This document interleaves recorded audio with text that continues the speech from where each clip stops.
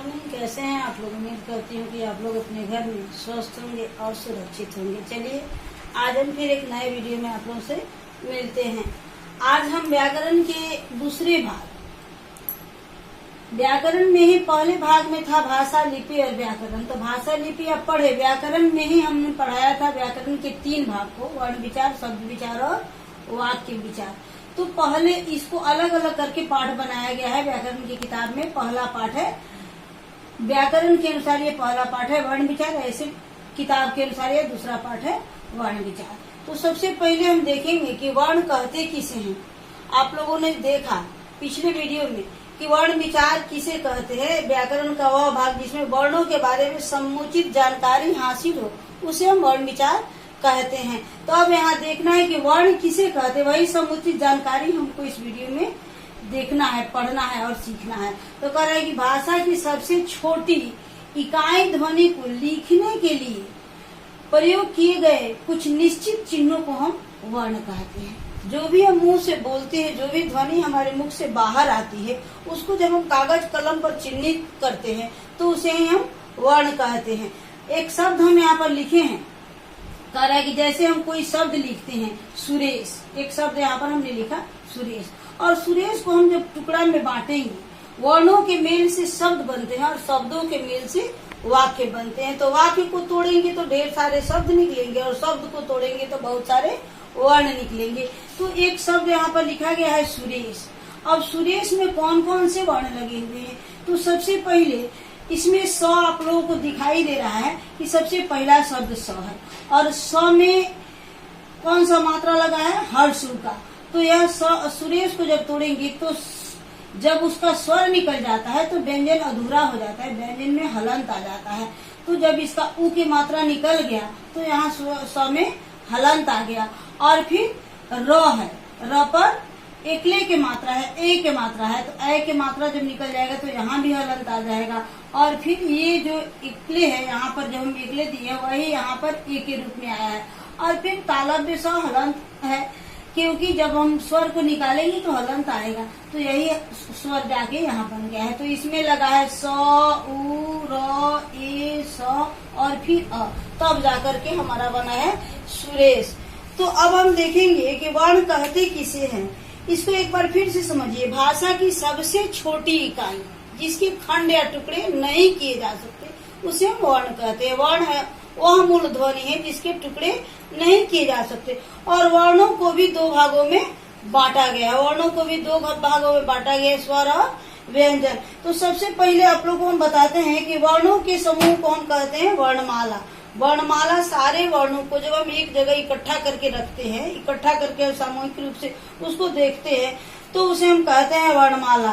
कह रहा है कि प्रत्येक भाषा में वर्णों का एक निश्चित समूह होता है। जैसे अंग्रेजी में हम ए से लेकर के जेड तक अल्फाबेट का 26 लेटर रखते हैं, तो उसको हम कहते हैं कि अंग्रेजी का अल्फाबेट, अंग्रेजी का वर्णमाला। और जब हम क से ज्ञ तक और अ से आ तक सारे वर्णों को हम 52 वर्ण होते हैं हिंदी में, और 52 को एक जगह इकट्ठा करके सामूहिक रूप से लिखते हैं तो उसे हम वर्णमाला कहते हैं। तो वर्णों के सार्थक समूह को वर्णमाला कहते हैं। अब कह रहा है कि वर्ण को 2 भागों में बांटा गया है। पहला होता है स्वर और दूसरा होता है व्यंजन। वर्णों की संख्या टोटल होती है 52। वर्णों की संख्या कितनी होती है?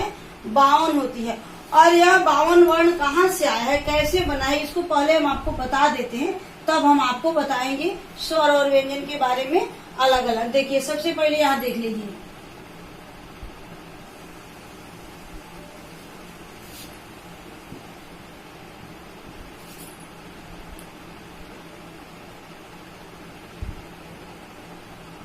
स्वर और व्यंजन। तो अब पहले हम इसको देखेंगे, टोटल वर्ण कितना होता है? 52। कितना होता है? 52। इसमें हो जाता है 52 वर्णों में स्वर और व्यंजन दोनों को जब इकट्ठा करके हम काउंट करते हैं तो इनकी संख्या होती है 52। अब ये 52 हुए कैसे? ये 52 हमारे पास कहाँ से आए, कौन कौन है, इसको हम देखते हैं। ये होता है स्वरों की संख्या होती है 11 और व्यंजन की संख्या होती है 33। अब इसमें 2 वर्ण और आते हैं जिसको आप ड और ढ के रूप में देखते हैं। ये 2 वर्ण अलग से आते हैं। और इसके अलावा कौन कौन वर्ण है यहाँ पर आप देखिए, यहाँ पर हम टोटल लिख रहे हैं। स्वरों की संख्या बराबर 11, व्यंजन की संख्या 33 और 2 आपका हो गया ड और ढ। और संयुक्त वर्ण की संख्या होती है 4 और एक होता है अनुस्वार और एक होता है विसर्ग। इसकी संख्या 2 बराबर हो जाता है 1 3 4 2 6 4 10 2 12, 12 का 2 हाथ में 1 1 2 3 5। तो ये हमारा टोटल वर्णों की संख्या बराबर 52। तो अब हम आपको ये बता रहे हैं कि इसको देखिए यहाँ पर हम लिख दे रहे हैं। ये हो गया स्वर, ये हो गया व्यंजन, ये हो गया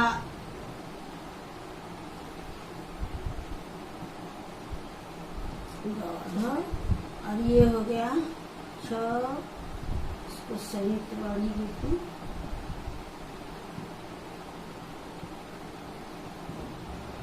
और ये हो जाता है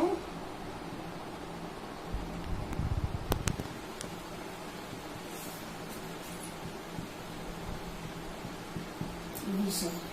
तो ये आपका टोटल वर्णों की संख्या हो गई। अगले वीडियो में हम आप लोग को पूरा इसके बारे में विस्तृत लिखवाएंगे। अब हम थोड़ा सा देख लेते हैं कि स्वर किसे कहते हैं। तो स्वर कहते हैं कि वर्ण का वह भाग जिसको बोलने के लिए हमारे मुंह से जो ध्वनि निकलती है उसमें किसी सहारे की आवश्यकता नहीं होती है। बिना सहारा के जब हम किसी ध्वनि को उच्चारित करते हैं तो उसे हम स्वर कहते हैं। स्वर वह वर्ण है जिसमें किसी दूसरे ध्वनि की सहायता नहीं लेनी पड़ती है। लेकिन व्यंजन वर्ण वह है जो बिना स्वर की सहायता से नहीं बोली जाती है। स्वर को जब हम बोलते हैं तो उसमें पीछे से कोई दूसरी ध्वनि सहायता नहीं देती है, स्वतंत्र रूप से उसकी ध्वनि बाहर आती है। लेकिन जब हम व्यंजन को उच्चारित करते हैं तो व्यंजन को बोलने के लिए हमें स्वर की सहायता लेनी पड़ती है। जैसे हम जब कहते हैं अ, तो अ निकलता है तो मुंह से जब अ ध्वनि बाहर आती है तो अ के साथ कोई दूसरी ध्वनि सहायक नहीं होती है। लेकिन जब हम कहते हैं क, तो क के साथ ही यहाँ देखिए, ये जब हम क बोल रहे हैं तो ये क दिखाई तो हमें दे रहा है, लेकिन यहाँ पर जब हम लिखेंगे तो क और प्लस अ यानी क के साथ अ मिला हुआ रहता है, बिना अ के क नहीं होता है। तो ये जितने भी व्यंजन वर्ण है सारे वर्णों को बोलने में स्वरों की सहायता हमें लेनी ही पड़ती है। बिना स्वर की सहायता के वर्ण में हम उच्चारित नहीं कर पाते हैं। अगर उच्चारण करते हैं या उसे लिखते हैं तो उसके नीचे हमें हलंत का चिन्ह लगाना पड़ता है, ताकि यह पता चले कि जब हम कभी कभी आधा क के साथ कोई कोई शब्द लिखते हैं,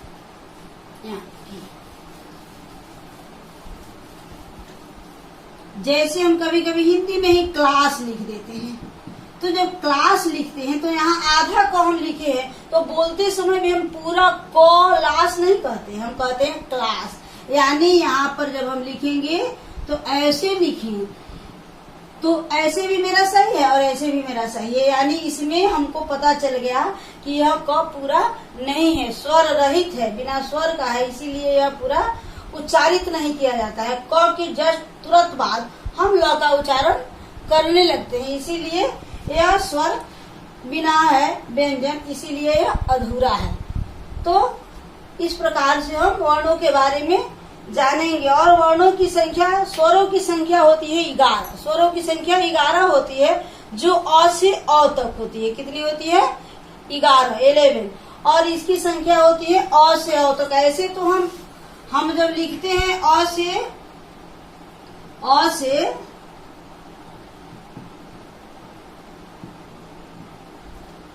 तो ये इसकी संख्या टोटल होती है 13। इसकी संख्या होती है 13। लेकिन अंग और अ जो है सो अलग छट जाता है, इसको अनुस्वार और इसको विसर्ग के रूप में हम जानते हैं। तो ये जब निकल जाएगा तब इसकी संख्या हो जाएगी 11। यहाँ देखिए अ, आ, ई,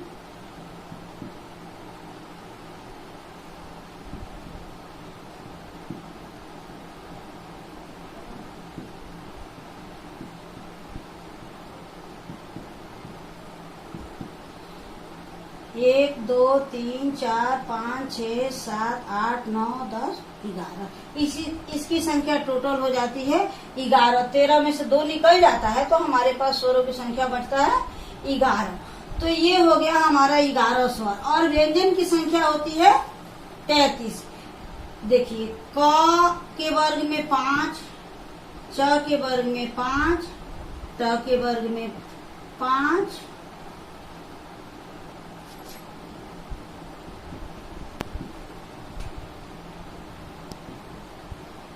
और य